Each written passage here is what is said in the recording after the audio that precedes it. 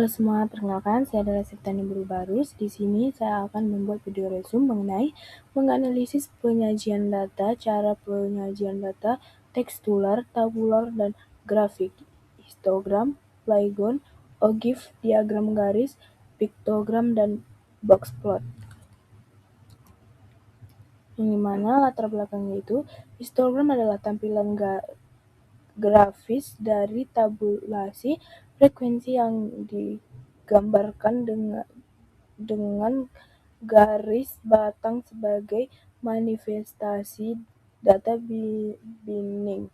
Tiap tampilan batang menunjukkan proporsi frekuensi pada masing-masing date kategori yang berdampingan dengan intervalnya tidak tampang tindih. Histogram adalah grafik balok yang memperlihatkan satu macam pengukuran dari suatu proses atau kejadian. Grafik ini sangat cocok untuk data yang dikelompokkan. Histogram merupakan diagram frekuensi bertetangga yang berbentuk seperti diagram batang.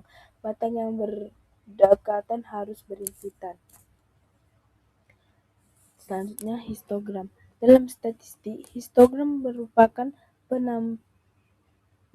tampilan bentuk grafis untuk menunjukkan distribusi data secara visual atau seberapa sering suatu nilai yang berbeda itu terjadi dalam suatu kumpulan data. Histogram kumpulan data. Histogram juga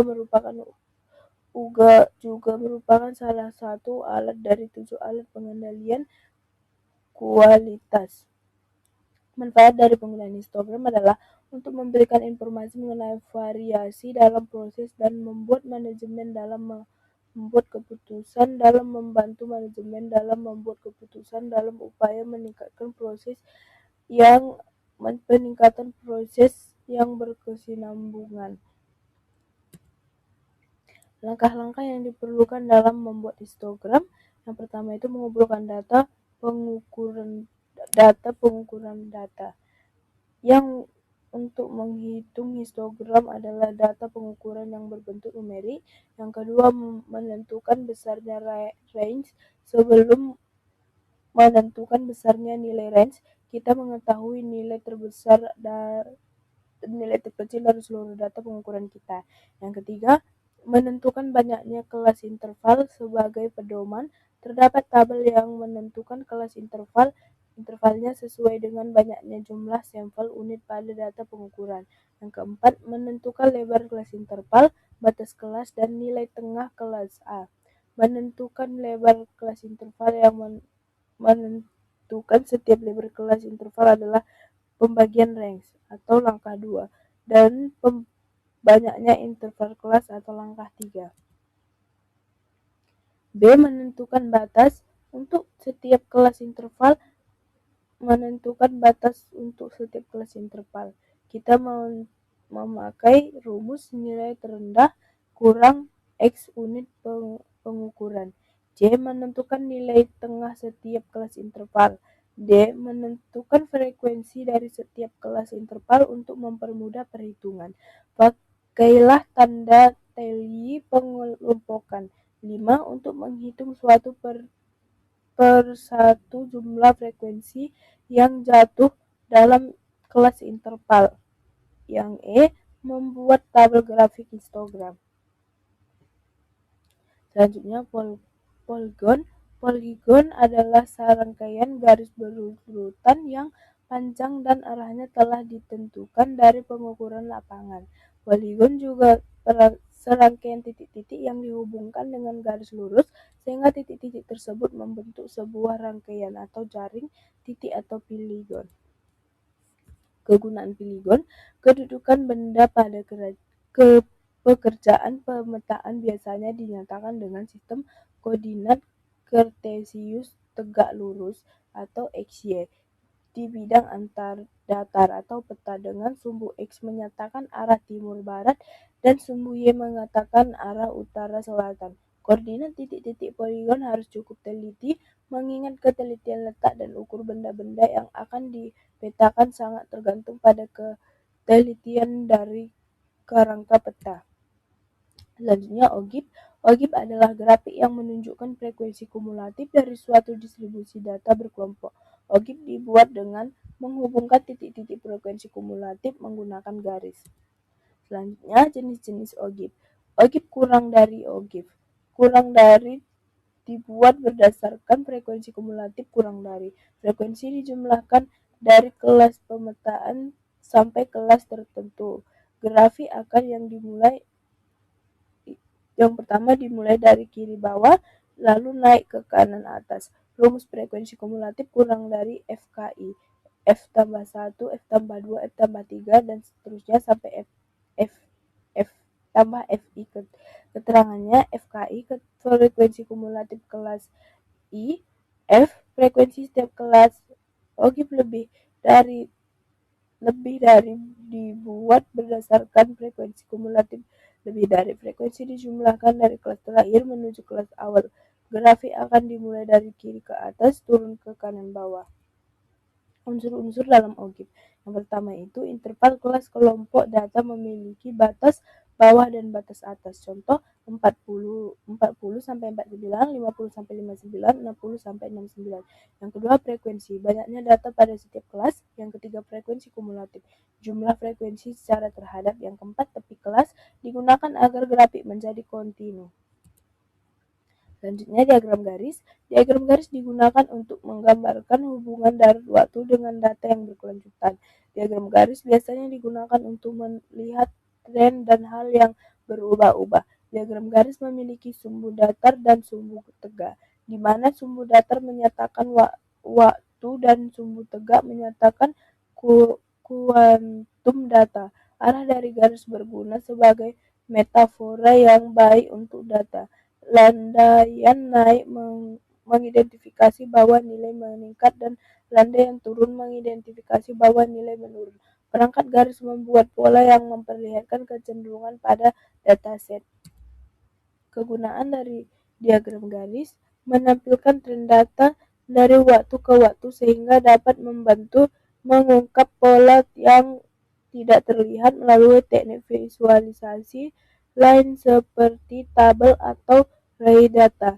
Yang kedua, membandingkan beberapa kumpulan data sehingga dapat membantu mengidentifikasi tren dan polanya dengan tujuan mengetahui di mana perubahan atau peningkatan perlu dilakukan. Yang ketiga, merupakan representasi visual dari data yang mudah ditafsirkan dan dipahami.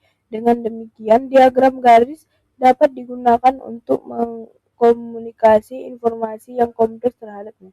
Selanjutnya, mengidentifikasi anomali data, yaitu titik data yang berada di luar kisaran normal. Data ini dapat digunakan untuk mengidentifikasi bagian yang memerlukan analisis lebih lanjut. Yang selanjutnya, memperkirakan tren masa depan berdasarkan data masa lalu. Dengan menganalisis data dan mengidentifikasi pola suatu data, prediksi tentang tren dan perubahan di masa depan dapat dibuat. Hal ini sangat bermanfaat ketika perusahaan ingin membuat perencanaan jangka panjang, semisal untuk setahun ke depan. Selanjutnya syarat-syarat. Yang pertama, buatlah 2 buah sumbu. Letakkan data tentang waktu pengamatan pada sumbu horizontal atau X dengan jarak yang sama dengan sumbu vertikal atau Y untuk menunjukkan nilai pengamatan atau frekuensi. Skala pada masing-masing sumbu sebaiknya mengambil skala yang profesional. Yang kedua, tentukan nilai data yang bersesuaian. Caranya dengan membuat garis bantu datar tipis dari titik sumbu vertikal atau Y yang menunjukkan frekuensi sehingga berpotongan dengan garis bantu tipis tegak lurus dari titik sumbu horizontal atau X yang menunjukkan waktu pengamatan. Apabila semua data sudah disesuaikan pada setiap sumbu, maka akan terdapat sekumpulan titik-titik. Hubungan sekumpulan titik-titik tersebut dengan menggunakan garis lurus sehingga diperoleh garis 4 di bawah diagram garis diberi judul diagram dengan rata tengah. Judul diagram terjadi dari nomor topik, kapan dan di mana topik itu terjadi. Selanjutnya piktogram.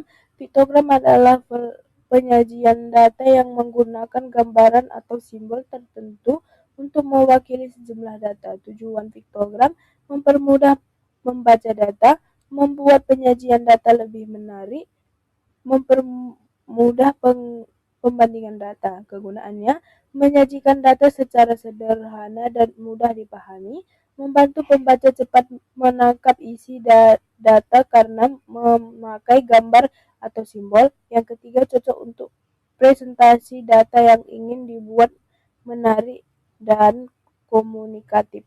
Selanjutnya, syarat penggunaan harus ada simbol gambar yang mewakili jumlah tertentu. Simbol yang dipakai harus konsisten agar tidak menimbulkan salah baca.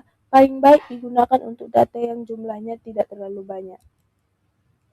Selanjutnya, boxplot. Boxplot merupakan ringkasan distribusi sampel yang disajikan secara grafis yang biasanya menggambarkan bentuk distribusi data atau Swain-Case, ukuran tendensi sentral, dan ukuran yang penyebaran atau keragaman data pengamatan. Boxplot dapat membantu kita dalam memahami karakteristik dari distribusi data. Selain itu, melihat derajat penyebaran data yang dapat dilihat dari tinggi panjang boxplot juga dapat digunakan untuk melihat kesimetrisan sebaran data. Panjang kotak penggambaran tingkat penyebaran atau keragaman data pengamatan, sedangkan letak median dan panjang whisker menggambarkan tingkat kesederhanaannya. Kegunaannya menunjukkan sebaran data secara ringkas, menampilkan median, kuartil, rentang data, dan outlier. Yang ketiga, membandingkan distribusi beberapa kelompok data sekaligus. Syarat penggunaannya, data harus berupa data numeri atau skala metrik. Yang kedua, lebih cocok jumlah data cukup untuk melihat sebaran, lalu dipakai bila ingin melihat pusat data yang penyebarannya sekaligus. Kriteria pemakaiannya cocok untuk analisis statistik, sangat berguna saat ingin membandingkan dua data atau lebih kelompok. Yang tiga, efektif untuk mendeteksi nilai ekstrim atau pencicilan. Sekian dan terima kasih.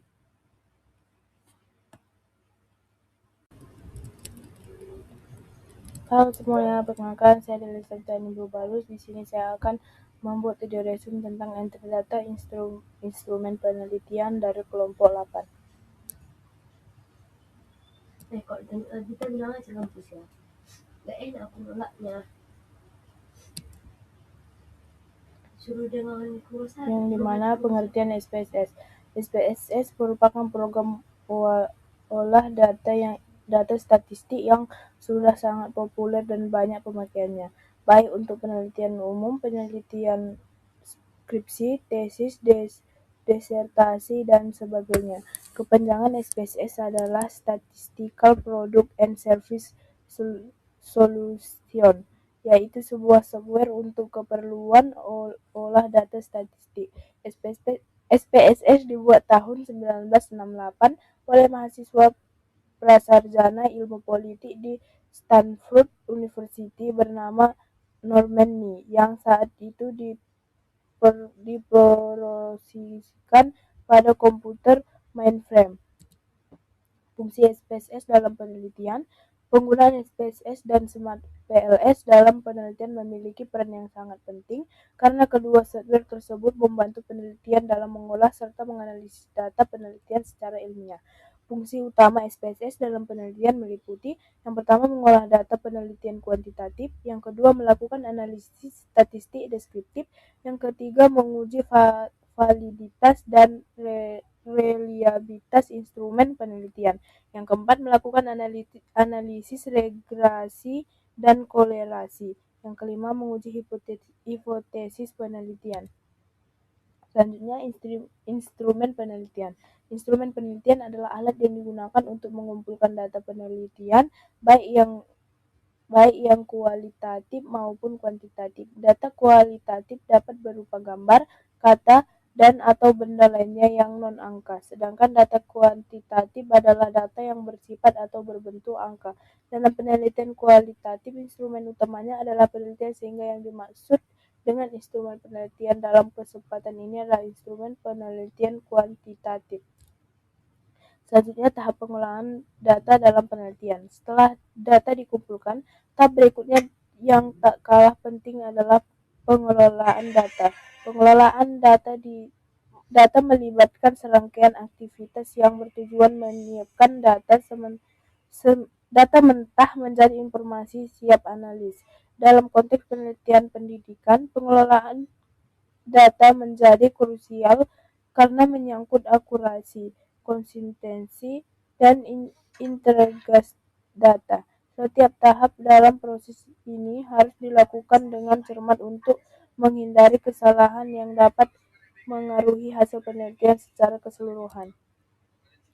Tahap pertama dalam pengolahan data adalah editing, yaitu proses pemeriksaan awal terhadap data yang terkumpul. Tujuan untuk memastikan bahwa data lengkap, logis, dan sesuai dengan instrumen penelitian.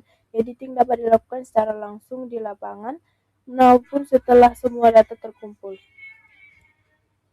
Langkah selanjutnya adalah coding, yaitu proses mengelompokkan data dalam kategori atau tema tertentu.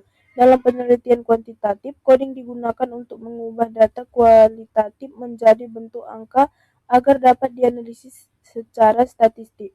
Dalam penelitian kualitatif, coding lebih bersifat tematik, yakni mengidentifikasi pola dan makna dalam narasi atau deskripsi yang diberikan oleh informan. Coding merupakan langkah awal dalam proses analisis data dan menentukan arah interpretasi hasil. Setelah coding, penelitian melakukan entry data, yaitu memasukkan data ke dalam perangkat lunak atau lembar kerja untuk analisis lebih lanjut.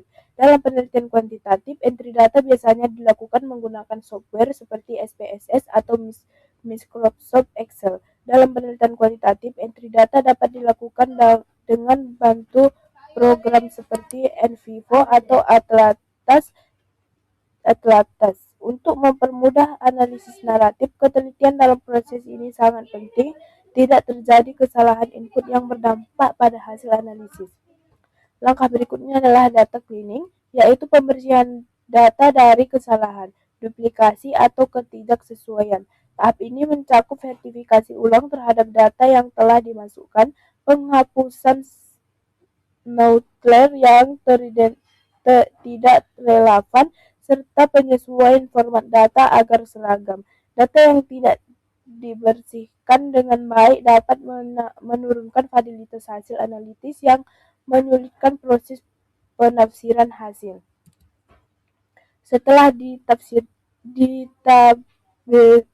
bersihkan, penelitian dimasukkan ke tahap display data, yaitu menyajikan data dalam bentuk visual atau naratif yang mudah dipahami.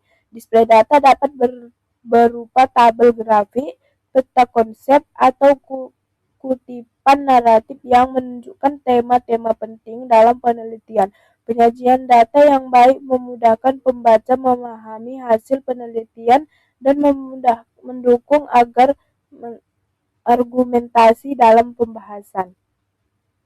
Dengan demikian, pengelolaan data merupakan rangkaian proses yang integral dalam metodologi penelitian. Tanpa pengelolaan yang cermat, data yang terkumpul tidak akan memberikan informasi yang bermakna. Oleh karena itu, keterampilan dalam pengelolaan data perlu menjadi bagian dari kompetensi dasar setiap penelitian pendidikan. Langkah-langkah praktik entry data di SPSS. Yang pertama, membuka aplikasi SPSS. Langkah pertama adalah praktik pengolahan data adalah membuka aplikasi IBM SPSS Statistik pada komputer atau laptop. Aplikasi ini digunakan untuk membantu proses penginputan, pengolahan, dan analisis data penelitian secara lebih cepat dan sistematis. Setelah aplikasi berhasil dibuka, akan muncul tampilan awal SPSS yang terdiri dari menu variable view dan data view. Menu tersebut digunakan untuk membuat variabel penelitian serta memasukkan data responden ke dalam sistem. Tahap membuka aplikasi merupakan langkah dasar sebelum melakukan proses entry data dan analisis statistik lainnya. Yang kedua, membuat variabel pada variabel view.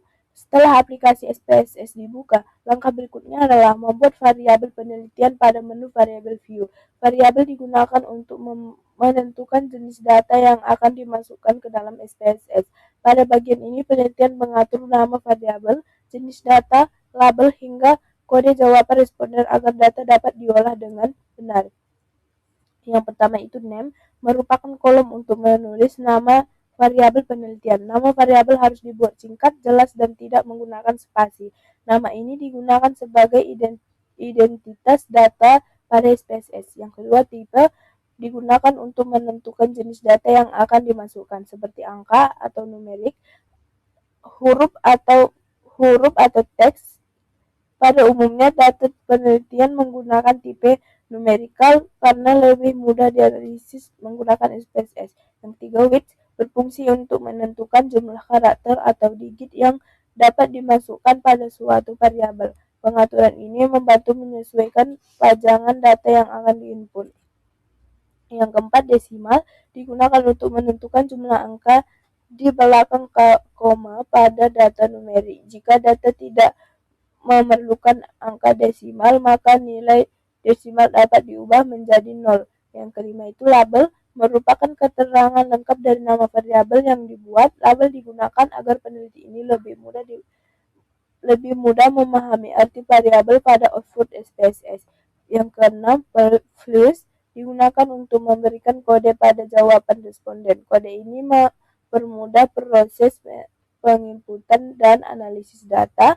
Yang ketujuh, measure digunakan untuk melanjutkan jenis skala data penelitian. Pada SPSS, 3 jenis skala yaitu nominal, ordinal, dan scale. Dan kita akan memilih scale.